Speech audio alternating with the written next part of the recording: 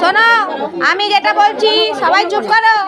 আমাদের প্রাক্তন মুখ্যমন্ত্রী যিনি বুদ্ধদেব ভট্টাচার্য মারা গেছেন, ওনার আত্মার শান্তির জন্য আমরা 2 মিনিট নীরবতা পালন করব। সবাই হাত জোড়ো করে, পা জোড়ো করো, চোখ বন্ধ করো, এতে মায়েরাও অংশগ্রহণ করো। আমরা ওনাকে শ্রদ্ধা জানাচ্ছি নীরবতা পালনের মাধ্যমে। সবাই নীরবতা পালন করো, চোখ বন্ধ করো।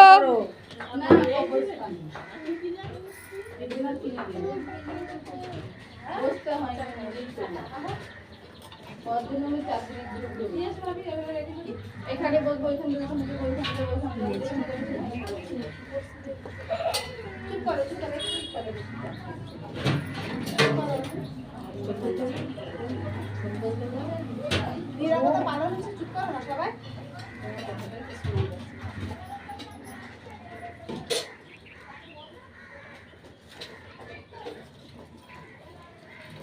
ঠিক আছে।